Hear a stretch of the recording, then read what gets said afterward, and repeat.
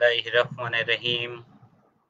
প্রিয় ছাত্রছাত্রীবৃন্দ, আসসালামু আলাইকুম ওয়া রাহমাতুল্লাহ। আশা করি তোমরা ভালো আছো, সুস্থ আছো বা সাথেই আছো। কারিগরি শিক্ষা অধিদপ্তর ও এটুআই যৌথ উদ্যোগে দক্ষতা বাতায়ন ফেসবুক পেজে ডিপ্লোমা ইঞ্জিনিয়ারিং চতুর্থ পর্ব পাওয়ার বিভাগের ছাত্রছাত্রীদের জন্য লাইভ ক্লাস। বিষয় ইঞ্জিন ডিটেলস, বিষয় কোড 67141। বিষয় উপস্থাপনায় আছি বরাবরের মতোই আমি মোহাম্মদ সালাউদ্দিন, ইন্সট্রাক্টর পাওয়ার, খুলনা পলিটেকনিক ইনস্টিটিউট, খুলনা। আজকে আমি তোমাদের 12 অধ্যায় থেকে আলোচনা করব। এটা আমার 14তম লেকচার, সিআই ইঞ্জিনের দহন প্রক্রিয়া। তোমরা জানো সিআই ইঞ্জিনটা কি? সেই সিআই ইঞ্জিন বা ডিজেল ইঞ্জিন, তার দহন প্রক্রিয়া কিভাবে হয় এবং দহন ক্রিয়ার প্রকারভেদ, এগুলো আজকে আমি আলোচনা করব। তার আগে দেখে নিই গত ক্লাসে কি আলোচনা হয়েছিল। তোমাদের নিশ্চয়ই মনে আছে এসআই ইঞ্জিনের দহন প্রক্রিয়া, অর্থাৎ পেট্রোল ইঞ্জিনের দহন প্রক্রিয়া সম্বন্ধে আমি আলোচনা করেছিলাম। এসআই ইঞ্জিনের স্বাভাবিক এবং অস্বাভাবিক দহন প্রক্রিয়া আলোচনা হয়েছিল। এসআই ইঞ্জিনের কম্বাসন চেম্বারের প্রকারভেদ, কম্বাসন চেম্বারের ডিজাইন সম্বন্ধে আলোচনা করেছিলাম এবং বিভিন্ন প্রকার কম্বাসন চেম্বারের সুবিধা ও অসুবিধা। তারই ধারাবাহিকতায় আজকে আমি তোমাদের সিআই ইঞ্জিনের দহন প্রক্রিয়া সম্বন্ধে আলোচনা করব। সিআই ইঞ্জিনের কম্বাসন চেম্বারের প্রকারভেদ, কম্বাসন চেম্বারের ডিজাইন সম্পর্কে আলোচনা করব এবং সিআই ইঞ্জিনের বিভিন্ন প্রকার কম্বাসন চেম্বারের সুবিধা ও অসুবিধা। তাহলে প্রথমেই আসি সিআই ইঞ্জিনের দহন প্রক্রিয়া। দেখো, ঠিক এসআই ইঞ্জিনের মতনই আমরা জানি যে ইঞ্জিনের মধ্যে তাপ শক্তিকে যান্ত্রিক শক্তিতে রূপান্তর করে এবং এই তাপ শক্তি পেতে হলে তোমাদের ফুয়েলের দহন ঘটানোর প্রয়োজন হয়। আর ফুয়েল অর্থ জ্বালানি এবং কম্বাসন শব্দের অর্থ দহন ক্রিয়া। কম্বাসন হলো ফুয়েল কম্পোজিশন, রাসায়নিক বিক্রিয়ার ফলে গ্যাসসমূহের তাপমাত্রা বেড়ে যায়। জ্বালানি সাধারণত হাইড্রোজেন, কার্বন নিয়ে গঠিত এবং সাথে সামান্য পরিমাণ সালফার থাকে। এই হাইড্রোকার্বন ও সালফারের কেমিক্যাল রিয়াকশনে রাসায়নিক বিক্রিয়াকেই কম্বাসন বলে। আর এই কম্বাসন সংঘটনের জন্য প্রচুর পরিমাণ অক্সিজেনের প্রয়োজন হয়। তাই অটোমোবাইল ইঞ্জিনে বাতাসের প্রয়োজন এবং এই বাতাস দেওয়ার জন্য তোমরা জানো এয়ার ক্লিনার গাড়িতে ব্যবহার করা হয়, যাতে পরিষ্কার বাতাস এই ইঞ্জিনে ব্যবহার করা হয়। ইঞ্জিনের সংজ্ঞার ভেতরেই এগুলো বলা হয়েছে সেই প্রথম অধ্যায়ে। তবে আরেকটু কথা বলে নিই, 12তম অধ্যায়, এটাই আমাদের ইঞ্জিন ডিটেলস সাবজেক্টের শেষ অধ্যায়। এরপরে আমি আবার রিভিউ ক্লাসে যাব। ডিজেল ইঞ্জিনের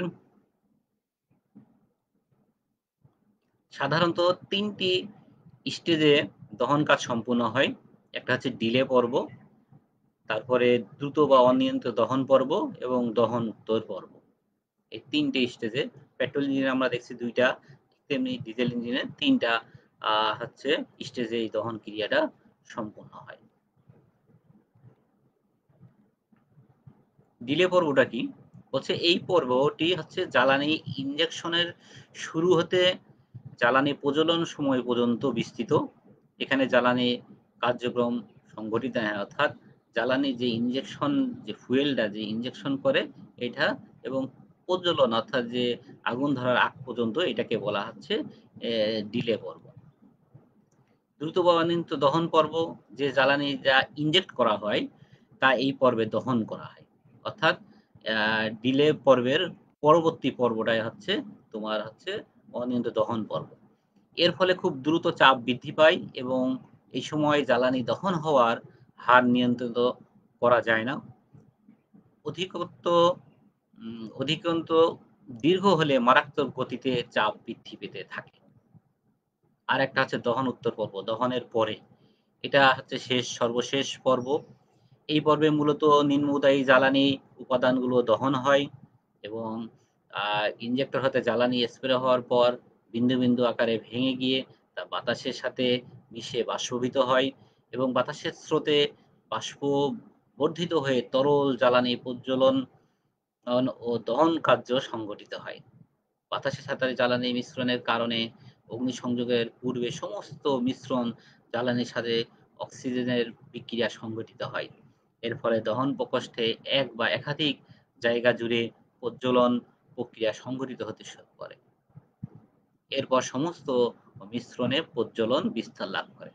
তাহলে আমরা বুঝতে পারলাম যে এই যে ৩ টি পর্বে যে ডিজেল ইঞ্জিনের জ্বালানি যে সংঘটিত হয়, তাহলে প্রথমে আসছে হচ্ছে ডিলে পর্ব, তারপরে আছে দ্রুত বা অনিয়ন্ত্রিত দহন পর্ব এবং দহন উত্তর পর্ব। তাহলে আমরা বুঝলাম যে ৩ টে স্টেজে। এরপরে আসো যে ডিলে পিরিয়ডটা কি? বলছে জ্বালানি কণিকা তাপ দিয়ে বাষ্পীভূত করে দহন করতে যে সময় প্রয়োজন হয় তাকে ইগনিশন ডিলে বা ইগনিশন লেগ বলে। জ্বালানি বাষ্পীভূত হয়ে বাতাসের সাথে মিশ্রিত হওয়ার প্রায় 10% থেকে ডিলে পিরিয়ডের প্রয়োজন হয়। তোমরা ভাল্ব টাইমিং এ দেখছো যে ওখানে ডিলে টাইমিং আছে। তাহলে অবশিষ্ট প্রায় 90% দহন প্রক্রিয়া শুরু হওয়ার জন্য প্রয়োজন হয়। যেসব জ্বালানি স্বেচ্ছায় জ্বলনাঙ্ক কম, ওইসব জ্বালানি ব্যবহার করে ইগনিশন ডিলে হ্রাস করা যায়। ডিলে পিরিয়ড নিম্নলিখিত বিষয়ের উপরে তোমাদের যে নির্ভর করে। প্রথমে আসছে বাতাসের যে তাপমাত্রা বা চার্জ, এখানে বলা হচ্ছে বেকারে মিশ্রণটাকে চার্জ বলা হয়। তারপরে বলা হচ্ছে চার্জের চাপ অর্থাৎ প্রেসার, ফুয়েল অটোমাইজেশন, ইনজেকশন টাইমিং এবং হচ্ছে ইঞ্জিন স্পিড। এই যে ছয়, এছাড়াও আছে হচ্ছে জ্বালানির ইগনিশনের ধরন বা জ্বালানির সিটের নাম্বার। এই ৬ ধরনের বিষয়ের উপরে তোমার ডিলে পিরিয়ডটা সাধারণত নির্ভর করে। দেখো বাতাসের তাপমাত্রা কম্প্রেশন স্ট্রোকের শেষের দিকে সংকুচিত যে বাতাসের তাপমাত্রার উপর ডিলে পিরিয়ড নির্ভর করে। তাপমাত্রা বেশি থাকলে ডিলে পিরিয়ড কম হয় এবং তাপমাত্রা কম থাকলে ডিলে পিরিয়ড বেশি হয়। এই তাপমাত্রা আবার ওয়াটার জ্যাকেটের তাপমাত্রাকে প্রভাবিত করে। চার্জের চাপ কম্প্রেশনের সময় চার্জের মধ্যে যে চাপ সৃষ্টি হয় তা ডিলে পিরিয়ডকে প্রভাবিত করে। প্রেসার বেশি হলে ডিলে পিরিয়ড কম হবে এবং প্রেসার কম হলে ডিলে পিরিয়ড বাড়বে। ফুয়েল অটোমাইজেশন, তোমরা জানো যে ডিলে পিরিয়ড অটোমাইজেশনের উপর ওতপ্রোতভাবে জড়িত। ভালো অটোমাইজেশন এবং ফুয়েলের ক্ষুদ্র কণিকা ডিলে পিরিয়ডকে কমিয়ে থাকে।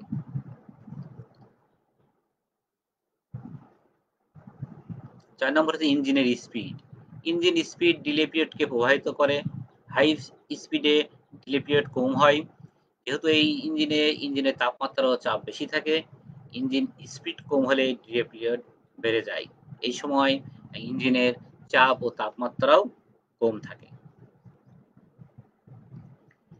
ইগনিশন টাইমিং, ইগনিশন টাইমিং এর সাথেও ডিলে পিরিয়ড অঙ্গাঙ্গিভাবে জড়িত। টাইমিং অ্যাডভান্স হলে ডিলে পিরিয়ড কম হবে, আবার টাইমিং যদি রিটার্ড হয় তাহলে ডিলে পিরিয়ড বেড়ে যায়। সুতরাং ইনজেকশন টাইমিং সঠিক থাকলে ডিলে পিরিয়ড কমে। একটু মনে রাখতে হবে। জ্বালানি ইগনিশনের ধরন, এখানে জ্বালানি ইগনিশনের ধরন বুঝতে সিটের নাম্বারকে বোঝানো হয়েছে।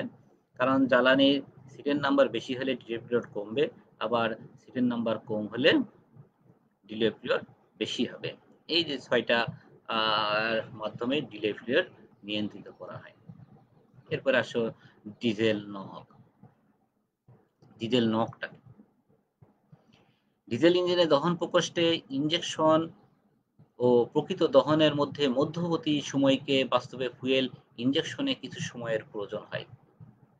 অর্থাৎ প্রকৃত যে দহন হয় এর মধ্যবর্তী যে একটা সময়কে, অর্থাৎ যখন ফুয়েলটাকে ইনজেক্ট করা হবে অর্থাৎ কুয়াশার মতো যখন স্প্রে করবে এবং যখন দহন হবে, এই কিছু সময়ের প্রয়োজন হয়।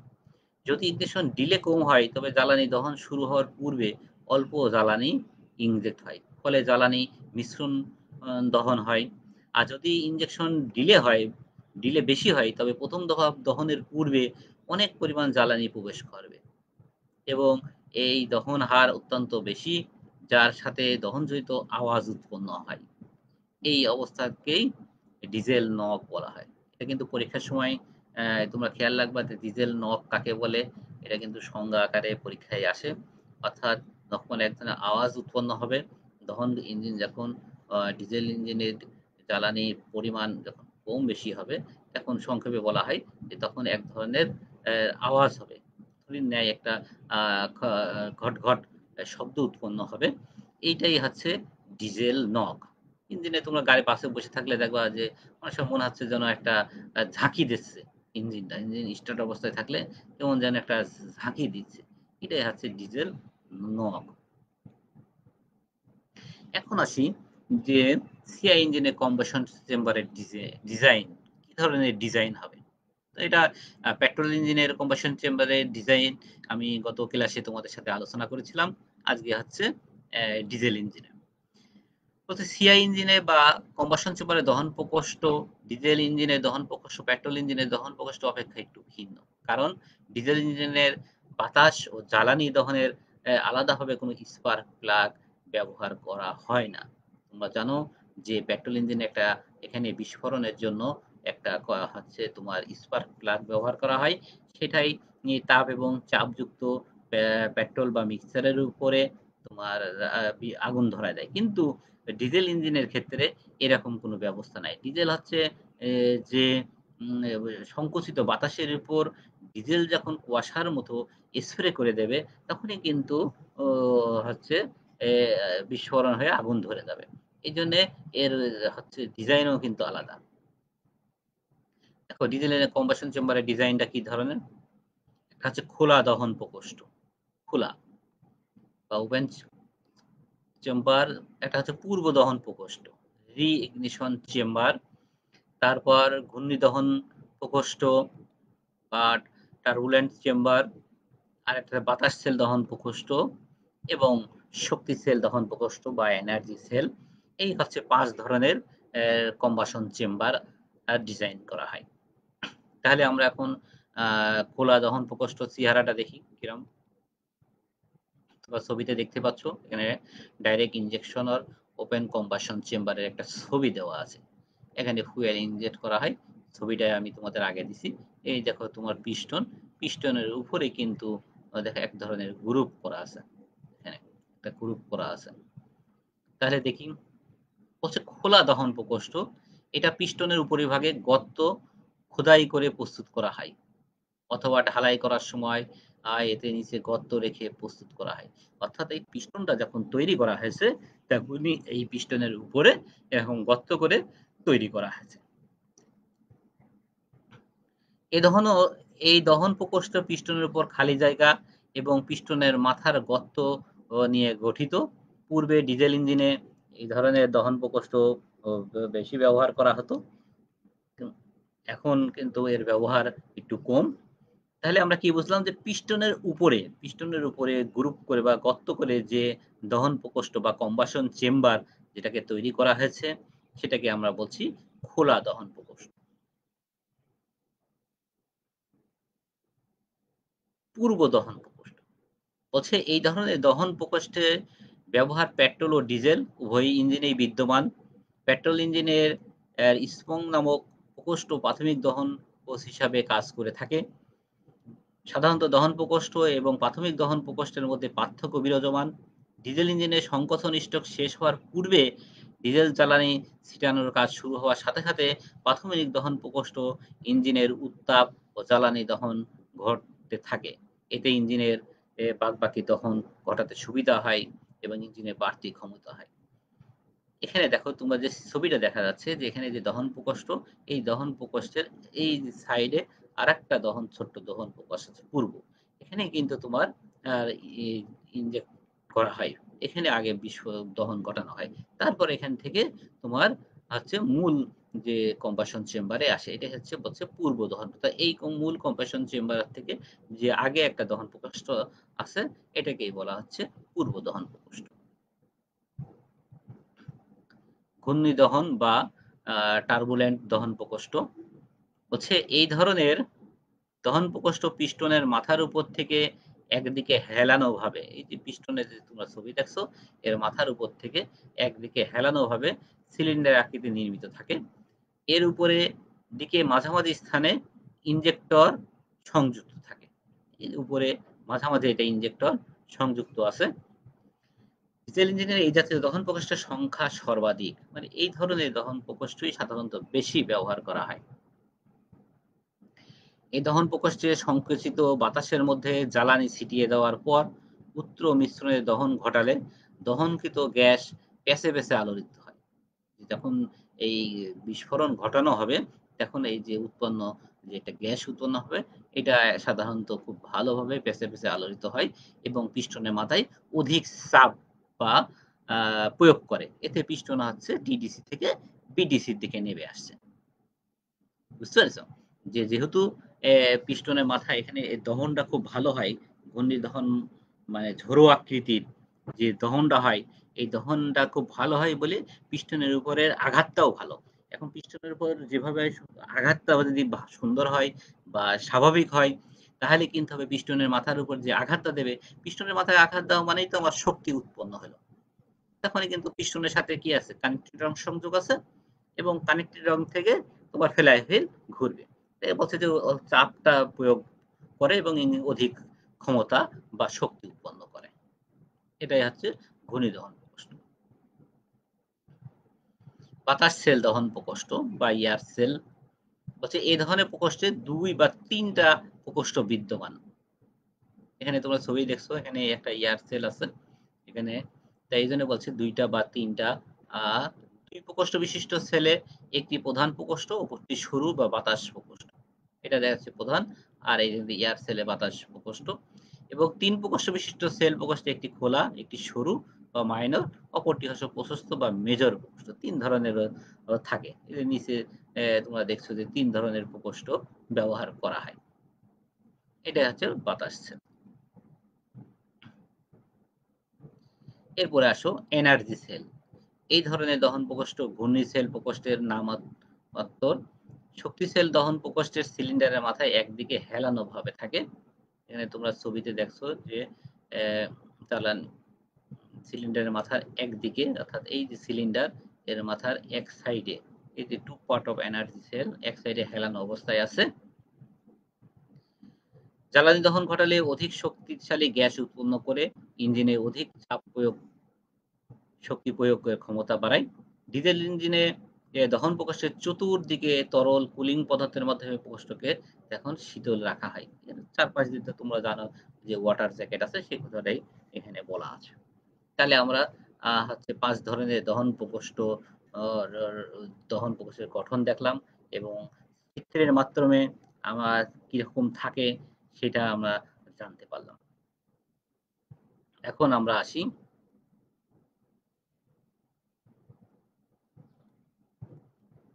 দহন প্রকোষ্ঠের সুবিধা অসুবিধা।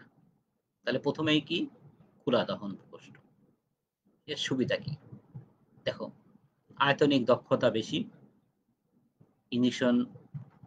ইগনিশন ডিলে কম হয়, নির্মাণ সহজ এবং রক্ষণাবেক্ষণ কম করতে হয়, যান্ত্রিক চাপ ও আওয়াজ বা নয়েজ কম হয়, অধিক সময় ধরে জ্বালানি দহন হয় এবং ইঞ্জিন সহজে তাড়াতাড়ি আইডলিং করা যায় এবং বায়ু দূষণ কম হয়। এই ধরনের জ্বালানি হচ্ছে দহন প্রকোষ্ঠের, এগুলি হচ্ছে সুবিধা। অসুবিধাগুলো কি?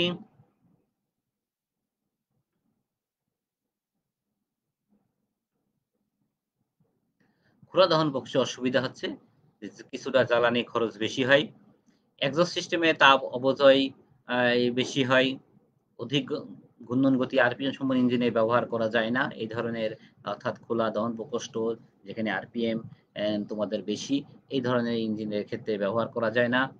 ইঞ্জিনের ডিলে কম হওয়ায় দহনজনিত যে ঘট বা নকের সৃষ্টি হয়, যখন ডিলে হবে, কম হবে, তখন ওই যে যেটা আমি আগেই বলছি যে তোমার নক নক অর্থাৎ আওয়াজ, এই আওয়াজ উৎপন্ন হবে, ঘট আওয়াজ, এবং দহন প্রকোষ্ঠে বাতাসে যে আলোড়ন বা টার্বুলেন্ট সৃষ্টি এ হয়, তার সঠিক মিশ্রণ প্রস্তুত করতে সহায়তা কম করে। তাহলে দহন প্রকোষ্ঠের অসুবিধা গেল। এবার আসি আমরা টার্বুলেন্ট দহন প্রকোষ্ঠের সুবিধা এবং অসুবিধা। টার্বুলেন্ট যে দহন প্রকোষ্ঠ যেটা আমরা বলছি যে ধরনের ব্যবহার বেশি হয়, এ কি ধরনের সুবিধা? হচ্ছে ডিজাইন গোলাকার হওয়ায় সহজে বাতাসের উচ্চ আলোড়ন সৃষ্টি হয়। যে ডিজাইনটা যেহেতু গোল হয়, গোলাকার, তার জন্য বাতাসের উচ্চ আলোড়ন সৃষ্টি হয়। ইনজেকশন কর্তৃক জ্বালানি ডিজেল জ্বালানি আলোড়িত বাতাসের সংস্পর্শে আসা মাত্রই দহন ঘটে।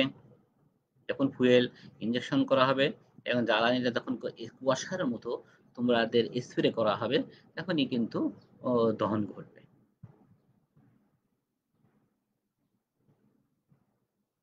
তাপীয় দক্ষতা বেশি টার্বুলেন্ট দহন প্রকোষ্ঠের।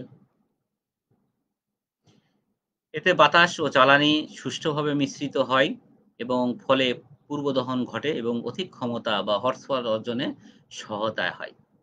এখানে কিন্তু সবচেয়ে বড় সুবিধা দেখা যাচ্ছে যে বাতাস ও জ্বালানি সুষ্ঠুভাবে মিশ্রিত হচ্ছে।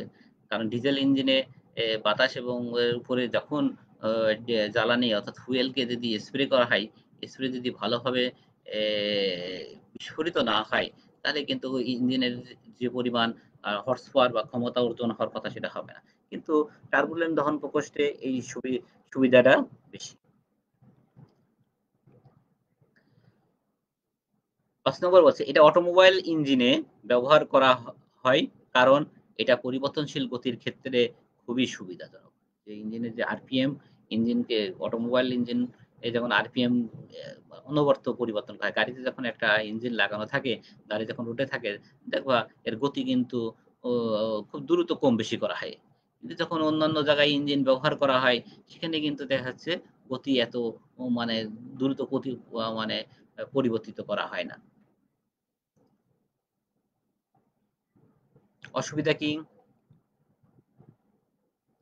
টার্বুলেন্ট দহন প্রকোষ্ঠের অসুবিধা, এটি শুধুমাত্র ডিজেল ইঞ্জিনে ব্যবহার করতে হয়। এতে একমাত্র পেন্টল নজেল ব্যবহার করতে হয়।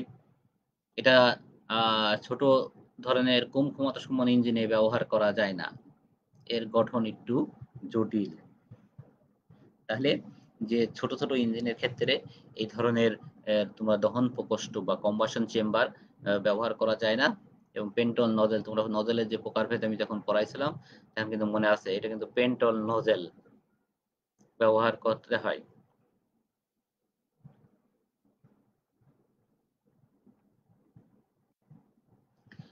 পূর্ব দহন প্রকোষ্ঠের সুবিধা অসুবিধা।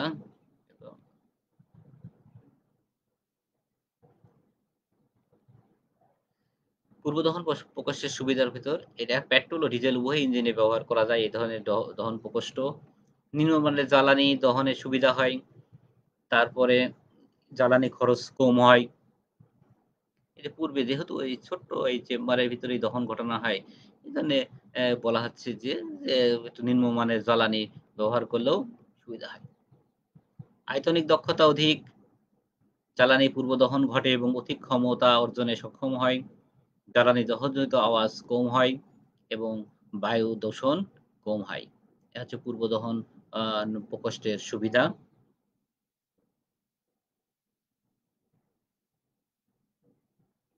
পূর্ব দহন প্রকোষ্ঠের অসুবিধা, ইঞ্জিনের টাইমিং এর সামান্যতম ত্রুটি হলে এতে মারাত্মক প্রতিক্রিয়া সৃষ্টি হয়। ইঞ্জিন যে টাইমিং, যে সঠিক সময়ে যে ফুয়েলকে ইনজেকশন করা, এইটা যদি ত্রুটি হয়, তাহলে এই ধরনের দহন প্রকোষ্ঠে অসুবিধার সৃষ্টি হয়। পিস্টনের উপর ব্যাক প্রেসার আরোপিত হয়, ফলে ইঞ্জিনের ঘূর্ণায়মান অ অংশের যথেষ্ট ক্ষতি হয়। এবং আয়ু কমে যায়। অধিক ঘূর্ণন গতি বিশিষ্ট ইঞ্জিনের ব্যবহারে সঠিক ফল পাওয়া যায় না। যদি আরপিএম, যে ইঞ্জিনে আরপিএম বেশি, সেই ইঞ্জিনে কিন্তু এই ধরনের কম্বাসন চেম্বার বা দহন প্রকোষ্ঠ ব্যবহারে সঠিক ফল হয় না এবং এক্সহাস্ট সিস্টেমে তাপ অপচয় বেশি হয়। এই যে আমি যে সুবিধা অসুবিধা বিভিন্ন দহন প্রকোষ্ঠের তোমাদেরকে পড়াচ্ছি, এগুলো কিন্তু তোমরা ভালো করে মুখস্থ করে নিবে এবং ছবিটা দেওয়ার অর্থই হচ্ছে যাতে তোমরা সহজেই বুঝে নিতে পারো। এগুলো হচ্ছে দহন প্রক্রিয়ার চিত্র। এনার্জি সেল দহন প্রকোষ্ঠ, সুবিধা এবং অসুবিধা। তোমরা যে এনার্জি সেল যে দহন প্রকোষ্ঠ বলা হচ্ছে, এই এনার্জি সেল দহন প্রকোষ্ঠ কি সুবিধা?